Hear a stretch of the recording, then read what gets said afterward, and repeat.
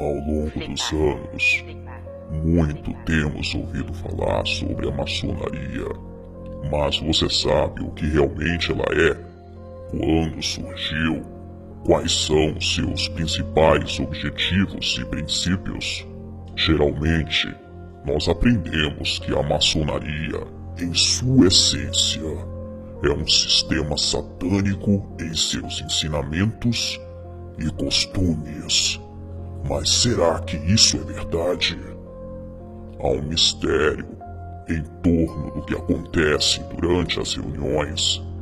Teorias da conspiração e manifestações de ódio contra a instituição são comuns de serem encontradas espalhadas pela internet, e tudo isso nos remete a uma conclusão involuntária. A maçonaria é coisa do demônio?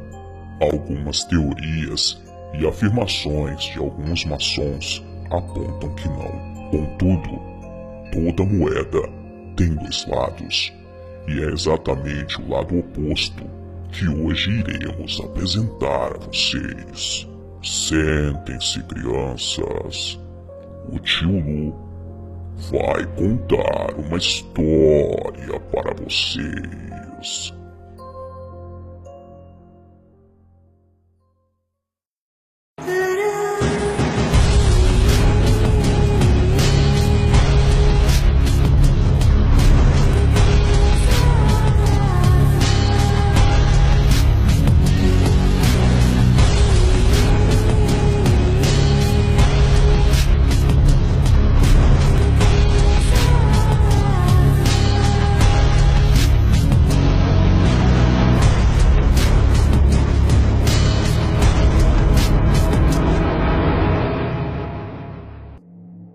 Olá, sejam bem-vindos e bem-vindas à creche obscura do tio Lu. Esse é um dos assuntos mais solicitados aqui na creche obscura. Afinal de contas, a maçonaria é coisa do demônio? Ela tem parte com Satanás? Pessoas acreditam que sim, porém, também existem outras pessoas que dizem que não. Acredita-se que a maçonaria possui dois lados da moeda, e um desses lados é pouco conhecido pela maioria das pessoas. Todo o mistério em torno da instituição acaba gerando diversas teorias e, de certa forma, até medo por parte de algumas pessoas. Até hoje, você só ouviu que a maçonaria tem uma ligação com o diabo, com coisa ruim. Mas, será que isso realmente é verdade? Hoje, vamos mostrar o outro lado da moeda, uma versão da história que a maioria das pessoas não conhecem.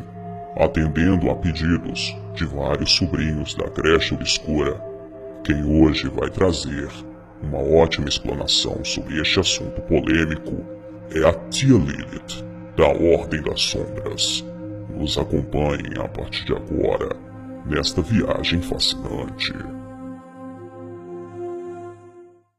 Desde criança eu vejo sombras e ouço vozes que vêm do além. Então fiz do medo um caminho novo e das trevas uma ponte para o meu mundo sombrio, que também é seu a partir de agora.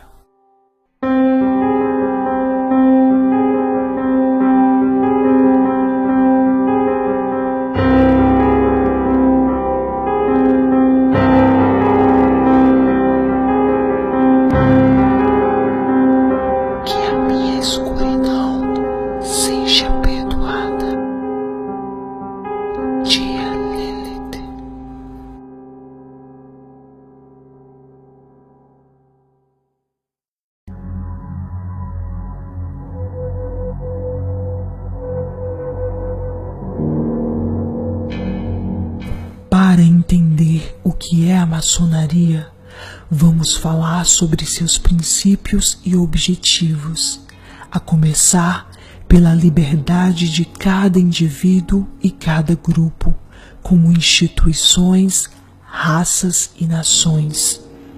Ela preza pela igualdade de direitos e obrigações, independente da religião, raça ou nacionalidade, e acredita que por sermos filhos do mesmo Criador, deva haver fraternidade entre todas as nações. Estes são os seus princípios: liberdade, igualdade e fraternidade. Seus objetivos consistem na investigação da verdade, no exame da moral e na prática das virtudes.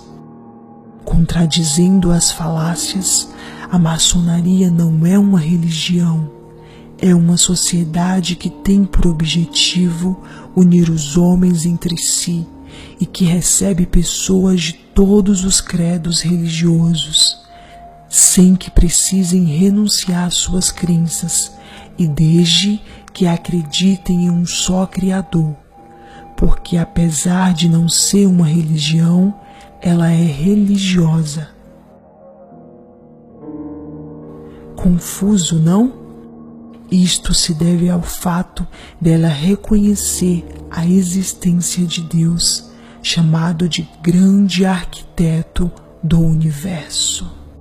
Não há certezas sobre a data de surgimento da maçonaria, mas presuma-se que ela tenha surgido na Idade Média, pelo fato desse período ter sido uma época de grandes construções de pedra, como catedrais, pontes e castelos. Segundo crenças, os seus membros eram os trabalhadores destas obras, os pedreiros, pois em seu significado preciso a palavra maçon em francês significa pedreiro.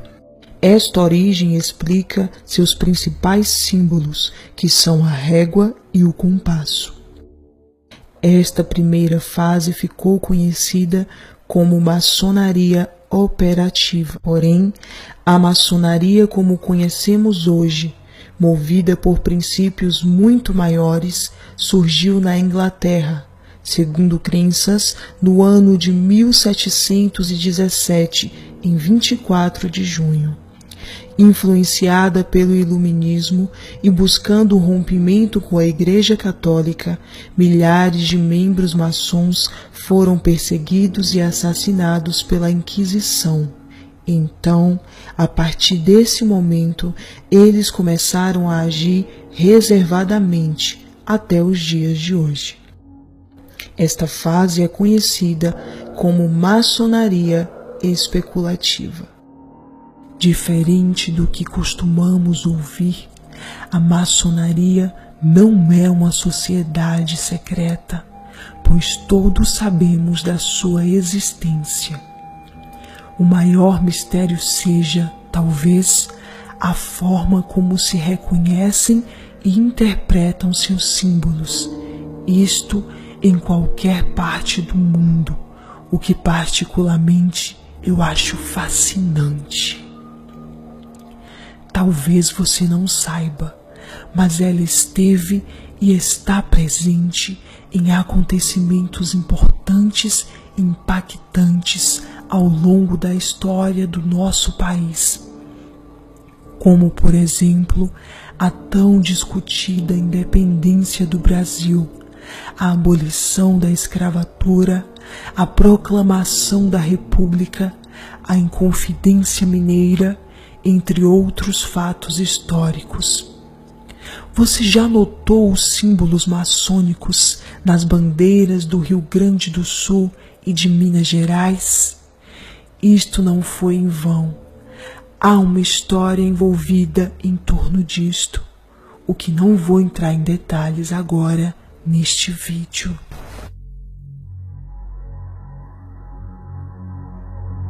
Em busca de conhecimento, fraternidade e uma boa condição financeira e social, muitos desejam e tentam a todo custo se tornar um membro maçom. Mas para isto, você deve cumprir alguns requisitos que para a instituição são essenciais.